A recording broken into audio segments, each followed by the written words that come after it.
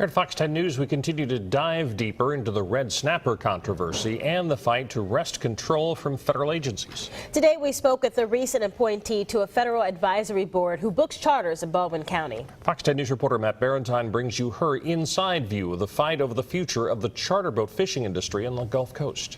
And that's just Tracy Redding books fishing charters for a living. It's something she's done for 10 years, but she's truly afraid her industry could be in its last days. We're in trouble. I just don't know how else to put it. Our industry is in real trouble. The guys are between a rock and a hard place. In Alabama, we followed the federal regulations for years.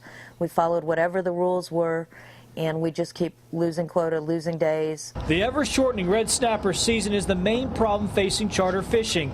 Set by federal agencies, this year's snapper season is just 28 days in Alabama. Supporters of the low quotas say the red snapper fishery has rebounded because of the low quotas, but they say there's a danger out there. The fish that are there are young, less than 8 years old, of a species that can live up to 50 years. Redding, who was recently reappointed to a federal advisory board, says when it comes to politics and fish, it's nearly impossible to change the system. We've tried all kinds of ideas. Typically, they'll get through the system year and a half, and they've died on the vine. The federal bureaucracy has led governors across the Gulf Coast to sign a letter demanding more state control of the red snapper fishery. Alabama Governor Robert Bentley was the only one who didn't sign. Well, I decided not to sign that because I felt like that the federal government still had too much control. Governor Bentley is backing legislation by Congressman Joe Bonner that gives states total control and expands Alabama state waters to at least 9 miles out. Redding doubts the federal agencies will give up that much control and hopes a compromise can be reached. Give us a landings of fish a year.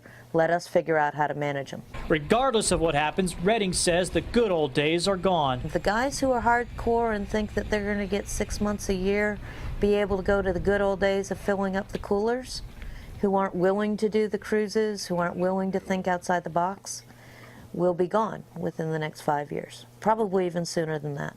In Foley, Matt Barentine, Fox 10 News.